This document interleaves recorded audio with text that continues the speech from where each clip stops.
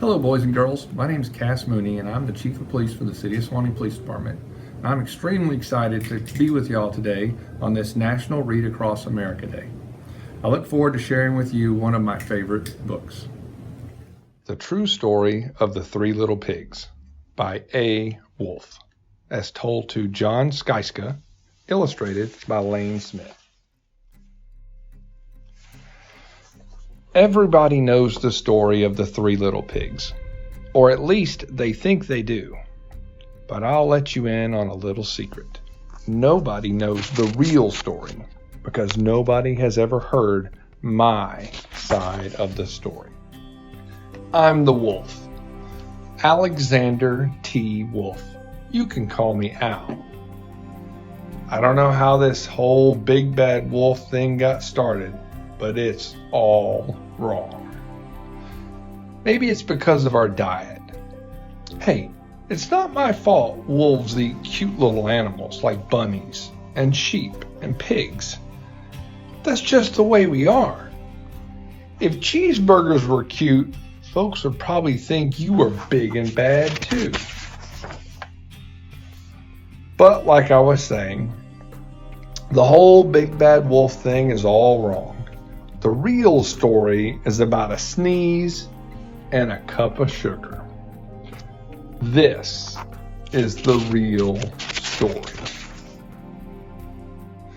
Way back in Once Upon a Time, I was making a birthday cake for my dear old granny.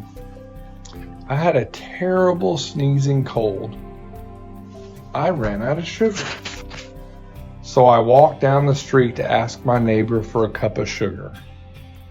Now, this neighbor was a pig, and he wasn't too bright either.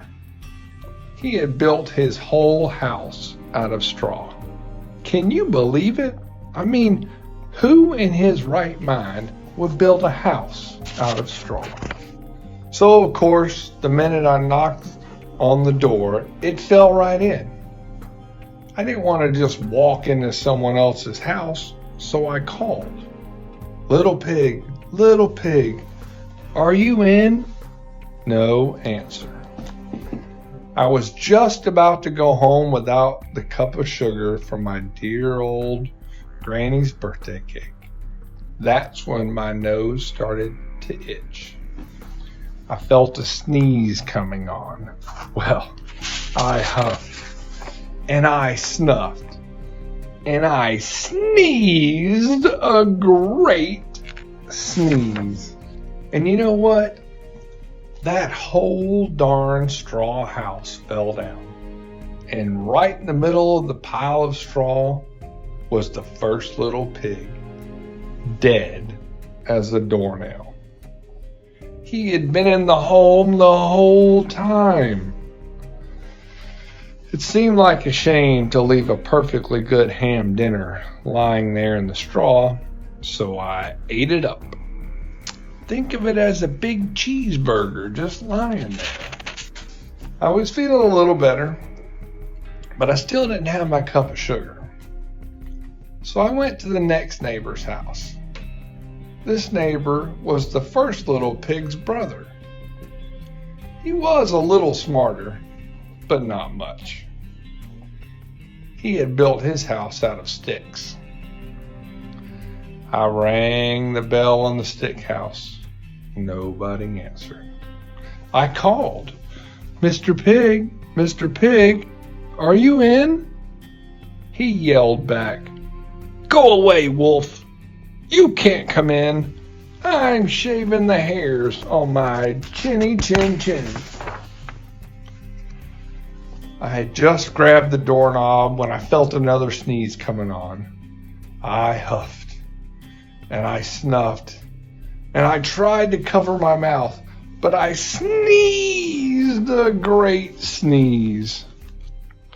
And you're not going to believe it, but this guy's house fell down just like his brother's.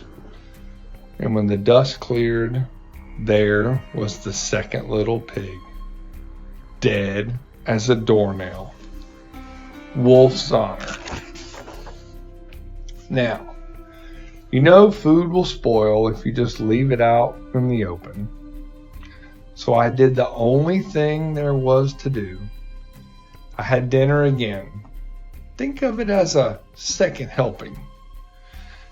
I was getting awfully full, but my cold was feeling a little better.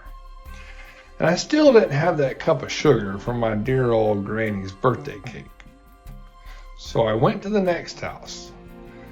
This guy was the first and second little pig's brother. He must have been the brains of the family. He had built his house out of bricks. Knocked on the brick house. No answer. I called, Mr. Pig, Mr. Pig, are you in? And do you know what that rude little porker answered? Get out of here, Wolf. Don't bother me again. Talk about impolite. He probably had a whole sack full of sugar. He wouldn't give me even one little cup for my dear sweet old granny's birthday cake. What a pig. I was just about to go home and maybe make a nice birthday card instead of a cake when I felt my cold coming on. I huffed and I snuffed and I sneezed once again. Then the third little pig yelled, and your old granny can sit on a pin. Now, I'm usually a pretty calm fellow, but when somebody talks about my granny like that, I go a little crazy. When the cops drove up, of course, I was trying to break down this pig's door. And the whole time I was huffing and puffing and sneezing and making a real scene. The rest, as they say, is history.